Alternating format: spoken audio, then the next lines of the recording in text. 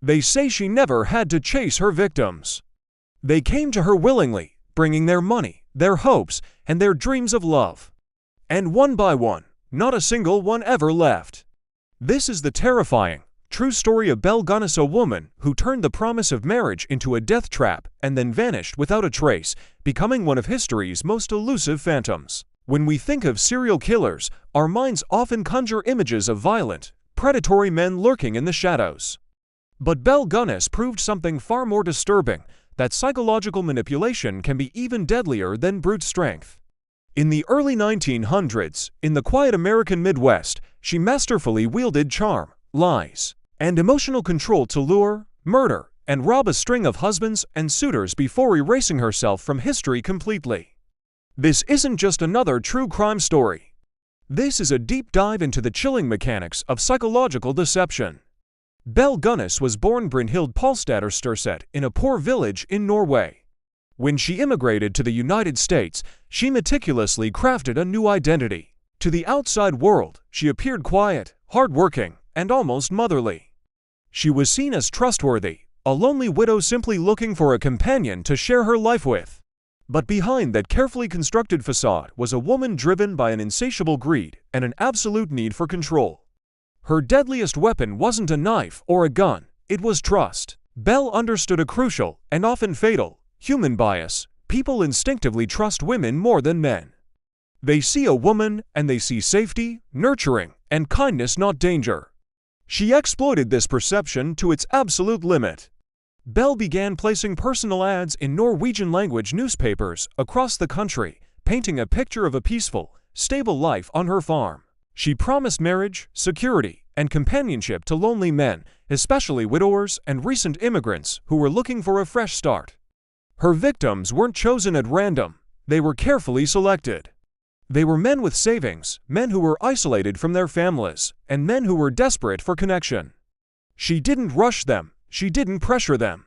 Instead, she studied them. This reveals the first rule of master manipulation: never attack, always invite. Let the target come to you, believing it's their own idea. Once a man showed interest, Belle would begin her slow, methodical process of ensnaring him. Through heartfelt letters, she built a fantasy of a perfect life together. But before they could be married, she had one non-negotiable condition: sell all your possessions, bring all your money with you, and we will build our future together. She framed this demand as the ultimate test of trust. In reality, it was a move to create total financial captivity. Once these hopeful men arrived at her secluded Indiana farm, their fate was sealed. They were completely isolated, miles away from anyone who knew them. Their letters to family and friends would abruptly stop. Their existence was systematically erased. Their bodies were later found buried in shallow graves all over her property. She used a devastating combination of tactics: emotional dependency, constant promises of love, and the subtle fear of shame. After all, what man would want to admit he'd been tricked into giving away his entire life savings?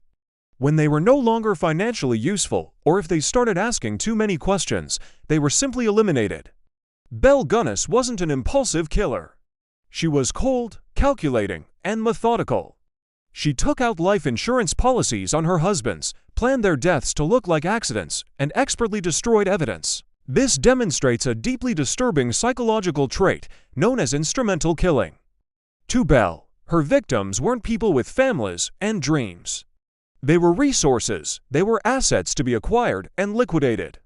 For her, murder wasn't an act of passion or rage, it was just business. But a secret this dark can't stay buried forever. Eventually, neighbors and the families of the missing men grew suspicious. Then, on a cold April night in 1908, a massive fire engulfed the farmhouse.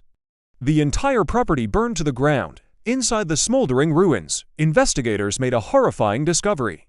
They found the bodies of Belle's children, alongside the decapitated body of a woman. As they began digging on the property, the true scale of the horror was revealed. They unearthed shallow graves containing the dismembered remains of over a dozen people, with some estimates suggesting the final count could be as high as 40. But this is where the story takes its darkest, most mysterious turn. The headless corpse found in the ashes, the one presumed to be Belle, was forensically examined. The measurements didn't match. The body was significantly smaller and lighter than the stout, powerful Belle everyone knew.